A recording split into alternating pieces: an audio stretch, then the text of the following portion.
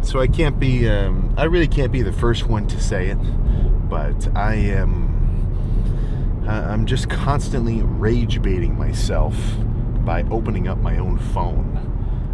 Every third TikTok edit, or every third TikTok that I'm scrolling past is, it's just, it's just terrible. Like I'll be scrolling, and it's, this is how bad I am. It'll be scroll. What the hell am I even watching? Why am I being shown this? Swipe up, shut the app. 3 seconds later, open it back up again, and then repeat. Maybe 2 or 3 times before I catch myself and I say, what the hell am I doing? What the hell am I doing right now? It's rough. It's freaking rough. But what are you gonna do? That's just kind of how things are, But if you're gonna post something, if you're under the impression that you're gonna make this shit happen this year in terms of tying in some social media, which honestly everybody should be trying to do. It's kind of you never know what could freaking happen. The only reason I started posting anything back coming up on 4 years ago, even just starting with TikToks, was one of my buddies was always telling me I should. Plus Mark, because by then I was getting pretty big, And in my head, I'm like, oh man, I just want to be big and not post anything about it. That was kind of my logic. But then one summer, these two guys who I knew, they both totally, like a TikTok account up to 500,000-ish. And it kind of got me going because I saw them and I go, all right, come on. I think I could do it. And then it sort of got me started. But, just make something cool, I've been saying this a few times, and I really think it's worth bringing up on multiple occasions. There's multiple levels of social media, or let's just call it media, right, to keep it simple. There is what I would call level 1, which is just baseline shit. You're only watching and engaged with level 1 content because you're curious about it in and of itself, and it's interesting. That's like watching How It's Made when you were a kid on the Science Channel. That's like watching an epic fail compilation on YouTube, or insane police chase. It's just interesting. It in and of itself is just an interesting thing to watch, and the reward is watching it. That's all there is. It's like a 1-to-1 payment to reward ratio. You sit and you watch it and you enjoy doing so. And then there's level 2, where it's more niche, like you're watching a specific video on a specific topic, and maybe you're watching a specific person. I feel like that's me. I'm in level 2, so that's where I like bodybuilding. All right, let's tune into a Trend Twins video. I like bodybuilding. These guys are into bodybuilding, and they're crazy, so it's just kind of fun. All right, sweet. So that's like level 2. Level 3 is where things get weird. Level 3 is where content is made specifically to evoke a reaction from the viewer, to specifically make you feel a certain way, or at kind of a more recent level, maybe get so upset that you go to the comments section and you start getting into different sort of back and forths with people, because the video is just so triggering. Isn't the right word, but it just does trigger that kind of upset response, right? So that level 3 is where we get into rage bait. So that's TMZ. TMZ is the king of a rage bait, things like that. And in a short form, it can be any different version. So in my head, if I got to start posting some more TikToks just because I've been lazy about it. It's so easy to make a TikTok edit when you record some clips on your phone. When you get it on the camera, you got to move it from your camera to the computer, then to your phone, and then open CapCut. It's just a little bit more involved. I got to start doing it again though, and get back into the groove. But what was I about to say? Yeah, so with short form stuff, it's so easy. Instead of thinking, okay, I just want to make a cool little chest edit with some transitions and make it kind of funny. It's okay. What's trending right now, and that just kind of sucks because we're reaching. I really like this word or this phrase to describe it. We're reaching a social media singularity where the point is no longer sit and watch something for 10 or 15 minutes. It's just that quick Instagram reels scrolling, YouTube shorts. Like, have we ever seen let's just say a method of consumption that's that widespread across different different platforms? It's just like freaking nuts. So TikTok really started it. But yeah, so I'm trying to, on a more personal note for me, I'm trying not to spend so much time doing that. It's just can't be good. Can't be good for your noggin. It's a totally insane freaking dopaminergic loop. But I'm in the thick of it, so I'll sit and scroll for a while. I'll still hit some on cardio. I know maybe I shouldn't do it. We'll see. I just finished Succession a little while ago. I said this like 2 lifts ago, but it was good enough to warrant a second recommendation. Succession, definitely on Amazon Prime, probably on one of the other zillion streaming platforms there are. But Succession is pretty good. That I can say pretty much wholeheartedly. Like, I'd put Succession up there with Breaking Bad and The Sopranos. I don't know if I'd say it's like, of those 3, I'm probably gonna pick Breaking Bad and The Sopranos ahead of Succession. But that's more of a preference thing. Like, quality-wise, they're solid.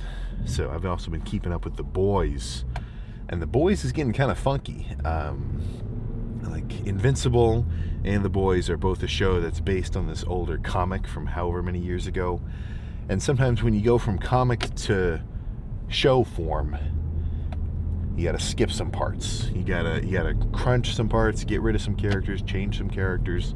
So this last season has been getting a little funky. If you've been sitting on your phone and you watch it, I'm sure you've seen some of the different commentary videos. Something about the last couple episodes just just like writing for writing's sake to get it sorted. We'll see. I've been watching it for a while. That one's a little more nasty, is a pretty accurate description. So just be warned.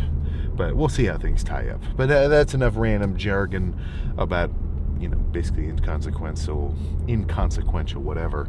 Plan for today's chest day. Let's actually break that down. I gotta see. I gotta warm up, get my rotator cuffs loose, and then I'll decide what kind of approach will make the most sense.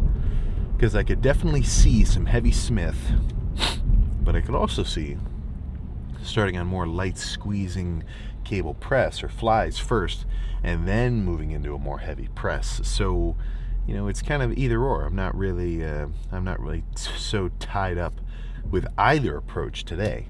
So what that tells me is I'll just do whatever I think is going to be best after I've started warming up. And some people will see that. I'll see some comments where it's essentially like, how are you going to have a good workout if you're not going into the gym with everything already perfectly planned out? You're going into the gym, you're going in blind. You got nothing planned. And I'd say that's not exactly true. It's more like I've got a couple plans, and I'll just have to wait and see which one makes the most sense. It's like, obviously it's not the same, but it's like somebody who's really good at chess. They don't just have one thing in mind as like a movement path, and then if it doesn't work, they're screwed.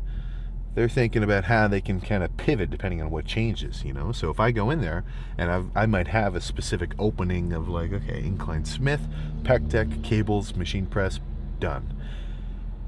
But then I start warming up and my shoulders are tender, or maybe my chest is just a little bit sore or something. I don't know. Whatever, the unforeseen. That's going to make me want to adjust. But either way, after probably 7-ish sets, maybe a little bit more, maybe a little bit less. It'll just depend on how efficiently I can really hit them. But probably around 7 or 8, and then we can pose down and see how we're freaking looking pumped.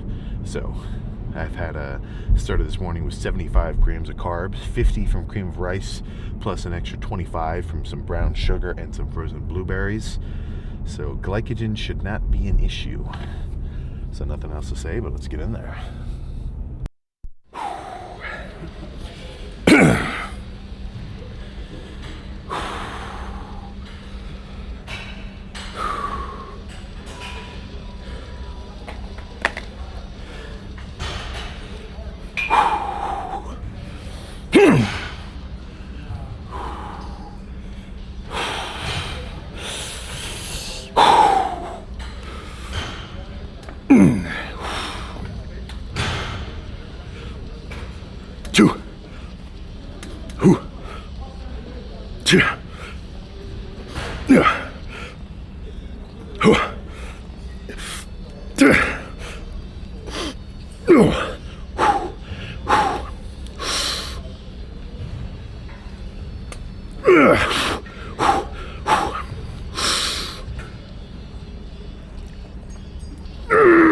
Yeah, that's good.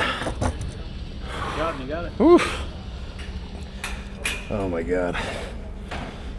It's been a while. Thank you. Yeah.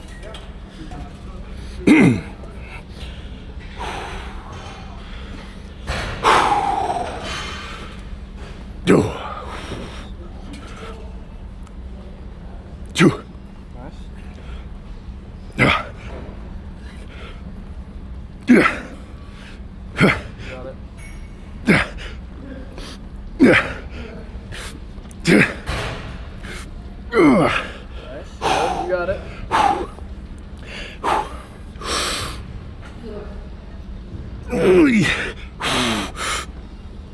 Yeah, pull it. Yeah, oh my gosh. There we go. Whew.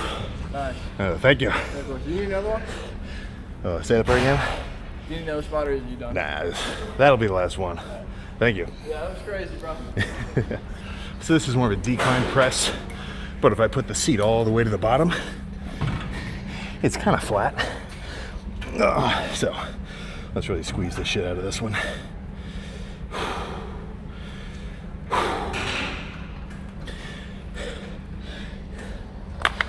All right.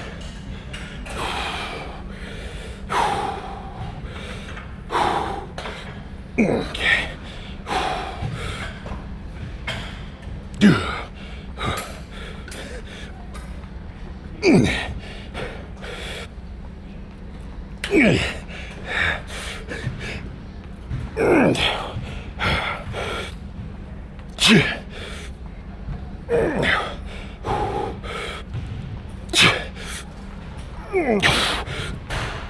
Okay. Oh, okay. One more. Let's move on to something else.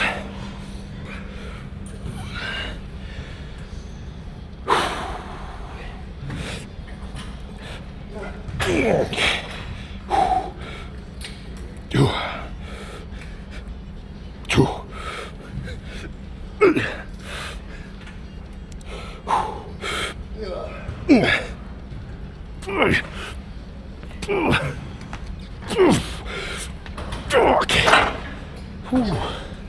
All right. Let's do a fly. Let's do some heavy bent over flies. So 50 pounds on the cable. This should feel like a lot. Maybe do a drop set. I don't know. I'll see how the first portion feels. Actually,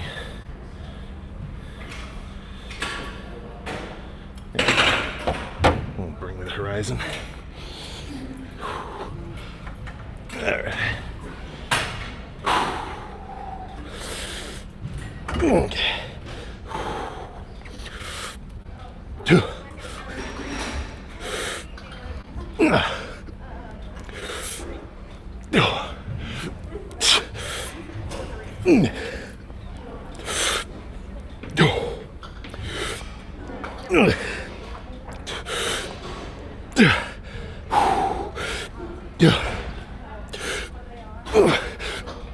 Okay.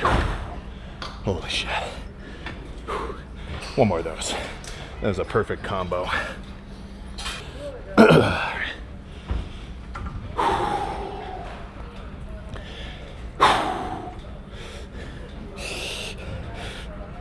Okay.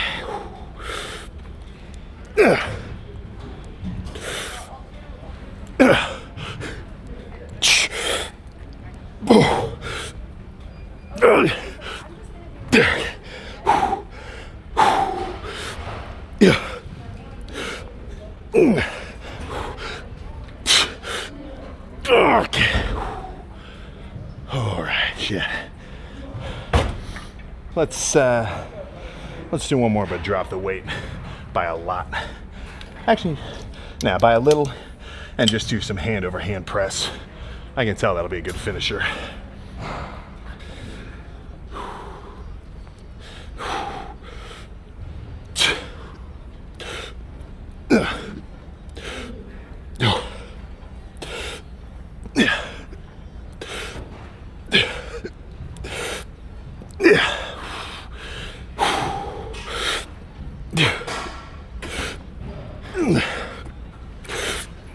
Okay. All right. Let's pose down. All right.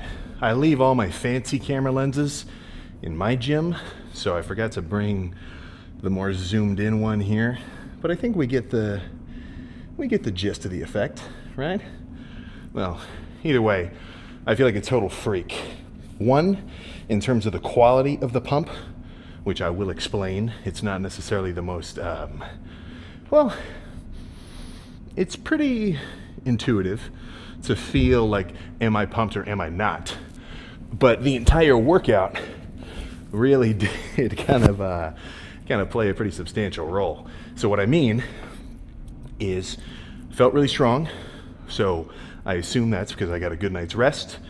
I am properly hydrated. Obviously this pump is powered by Raw Super Savage, so that's kind of like the more oomphed kind of pre that they've got. And then lifted like a total nut.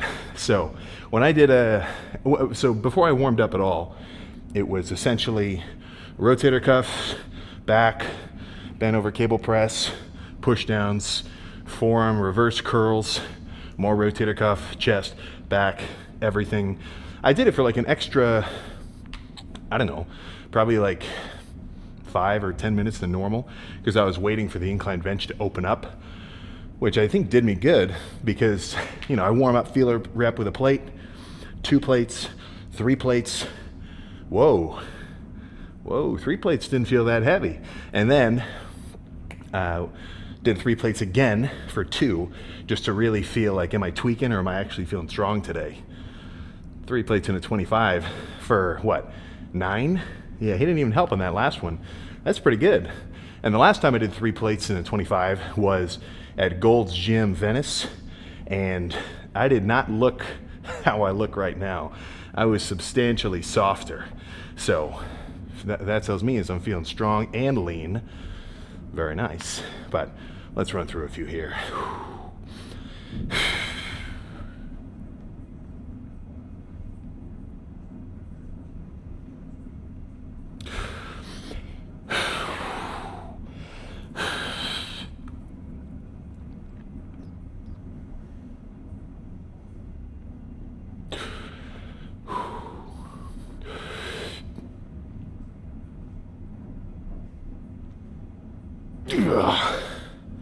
Whoa. Holy crap, that was good. So you gotta be careful, fully pumped chest, back, or arms, whatever. Because if you do a big breath hold and then really freaking flex, you just get a little lightheaded there. I've never done it, but I've seen the videos where guys flex that hard in the mirror. They're in the exact same position and they just completely flip over and lose it all. But this is a good feeling, nice and sweaty, freaking just like inflated in the chest. Yeah, man, that's what I want to see. So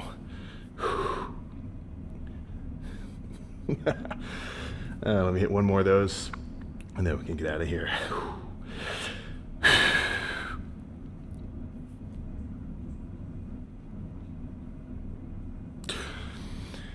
Sweet. All right, let's roll. You see this? That's the face of a happy lifter. That's the face of somebody who came into the gym, threw some weight around, relative to his own level of strength, was able to push it pretty hard, got a crazy pump, got back in the car, turned the air conditioning on, and spent 10 minutes having post-workout TikTok scrolling, having a little cool down. That's a good feeling. You know, I know I just said all that shit about scrolling on TikTok and just, you know, you're totally wasting your time. But that's not everything. That's not everything. You can kind of curate your own, you know, and I know this just sounds like a cope where I'm just talking about how I actually like to scroll. But there are some badass posts. Plus, you got to keep up. You know, keep up with what everybody's doing. There's a lot of, you know, I'll see guys where every time I talk to them at like different meet and greets or events, and they're like, "Dude, Sam, I want to, you know, getting back to what I was saying earlier, like I want to get my TikTok going, man." You know, and I always say a similar kind of thing, like, don't. That's not the point. You know, if your thing is you want to post yourself working out, post yourself working out. Don't post yourself and then work out. If you kind of feel me, there's a hierarchy of importance, you know, so make sure that the gym itself is your primary focus, and then instead of having to like what you kind of call make content, you're just documenting your progress. You know, that's how I like it. At least that's kind of my approach. But I'm always saying the similar kind of thing, like, you know, just actually I just said that. I'm losing my train of thought. I'm wondering what my fasted blood sugar is at right now. Or I guess not fasted, but just my, whatever. Either way, good lift. Oh, no, I just remember what I was saying. It's good to keep up with what everybody's doing. You know, watch different guys' training updates. You know, sometimes there's some freaks out there, man. You know, you ever hear of Sam Knight? Sam Knight, as in Knight in Shield kind of deal. He's a freaking beast, man. You know, he's been hustling. He's got some meat on his bones now. So I tell you what I really got to do this year, and I've been saying this forever. It's kind of a thing. You know, it's kind of weird to kind of the back end of getting some of these collabs set up. Weird's not the right word, but it's I don't know. In my head, I'm like, shit, just do my regular thing as normal, but bring the camera with me.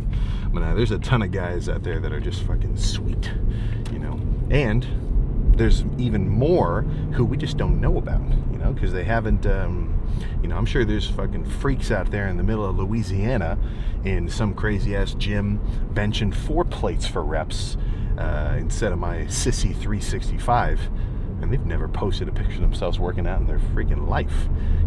That makes me excited, just to know that there are freaks out there that we don't even know about. It makes me kind of just like amped. Like it keeps me on my toes almost in terms of like my effort, and not because in my head I'm thinking like, oh, I want to beat this guy or I want to whatever, but just knowing like there's guys out there pushing it.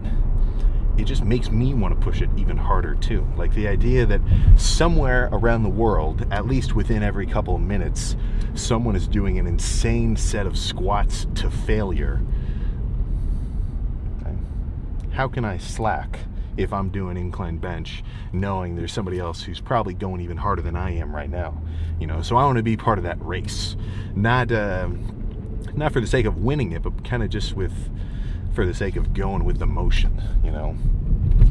Like, I want to be in the school of guys that are hustling. I want to be in the school of dudes where if you said, guys, did you see what happened?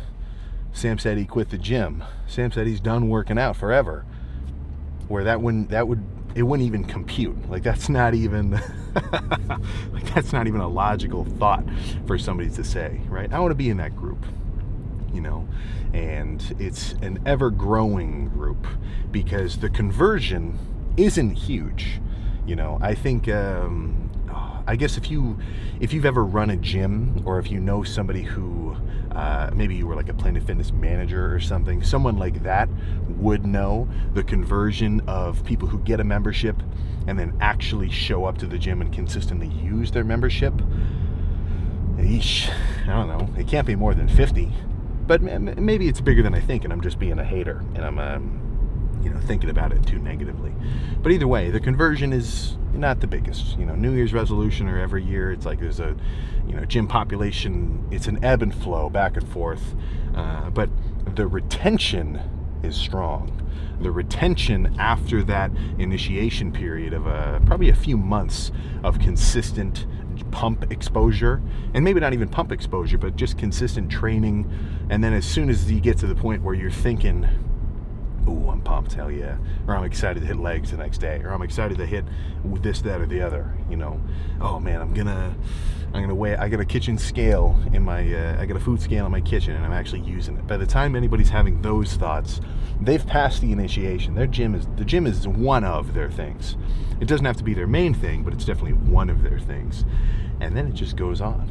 It just freaking goes on, because there are a solid percentage of people in the gym who kind of, maintain a bit of a plateau. But there's a bigger percentage, I would hope, of guys where it's like once you get a taste, you just want even more. Once you get your first chest vein on a chest day where you're holding your breath as hard as you can, you feel like you're about to pass out, you're going to chase that feeling again. You're going to go after that even harder going forward. And hopefully it's balanced across all body parts. I'm not, I think I love a chest day. Like if I really had to pick one, subjectively, chest and arms are the coolest. But that doesn't mean I discriminate. That doesn't mean I slack on back or shoulders or legs. You can have a preference, but don't let that bias your training efficiency or your training, just your training in general. No need for another freaking word. So if you love chest, hey man, somehow convert your lack of love for legs into hype and then do an insane set of squats. The way I look at it is going back, kind of, sort of analyzing what has got me the most excited for different body parts. It's, I guess I can't really say for sure. With legs, what got me into squatting was obviously kind of some Tom Platz energy, but what really got me into squatting was Clarence Kennedy. That's a throwback. If you've been watching gym content for a long time, then you really know what I'm talking about. Back with the Clarence Kennedy Juji Mufu collabs, where they'd all be in his garage gym, and Clarence is like a total nut, like Olympic lifter, but his squats are nuts. He's like 240, 100 something kilos, but he's doing 500 pounds for like 5x5s, or no, he's doing, like one of the thumbnails was like 555 pounds, 5 sets of 5 reps, like just shit like that. I didn't come up with the heel elevation for squats. That's where I got it from, just watching his videos on how he was doing it. And when it comes to chest, I think it's got to be Callum. It's got to be way back watching some Callum videos. That was probably the most surreal thing that I ever felt, was that last time I was in Gold's Venice doing 365 on incline. Because when I was a high schooler, back when I was like freaking 17, I was watching videos of Callum in Gold's, and there's one chest workout where he did 365 on incline on the same bench, or at least I think it's the same. And at the time I remember thinking, that is just insanity. That is the craziest set I've ever seen in my life. And it just puts it into freaking perspective. Arms, obviously, probably a Rich Piana, definitely some Lee Priest. That's just because his arms are insane. When it comes to back, I don't know if I had a specific back motivation. Maybe Dorian, watching the Dorian Yates training videos. And then for shoulders, I don't know.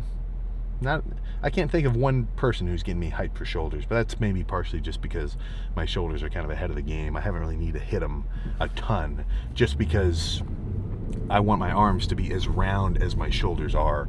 And since my shoulders are rounder than my arms, well, that means I want to work on my arms more.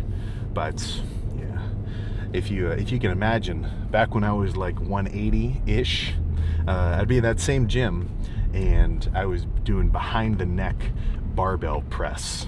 I was that loose and kind of flexible in my shoulders and not so tight in my chest that I could actually get behind my neck for like a good set. And I was doing like 185, never 225, but I could do 185 for like a set of 10. I don't remember if I'd get a spotter or not. I definitely probably should have had one, but that was a while ago. I don't think I ever got a video of that. That was pre-documentation era, which kind of sucks, because at the time, definitely a bit of a tripod hater. In my head, I'm thinking, wow, just why do you even want to record yourself working out? But now I realize what I was missing. I wish I had a few guys take some videos of me training just so I could see what I was training like, So if you just got into the gym, even though you might not feel like it's super impressive, or you don't really feel the need to record it, have somebody take a video of you doing curls with the 30s, or skull crushers with a 25 on either side of the easy bar, if you're really kind of in the beginning of everything, because you're going to want to look back at that on video form and think, holy crap, that's what I used to look like, or that's how, it's, and not in a bad way, but just in a comparison kind of way. I'm going to find a video of me doing I think I'm only doing like 135 for reps in my basement back when I was, had to be 16, unrecognizable, which, should be obvious, but still, it's just crazy to see. But yeah, badass lift. So I will see you tomorrow.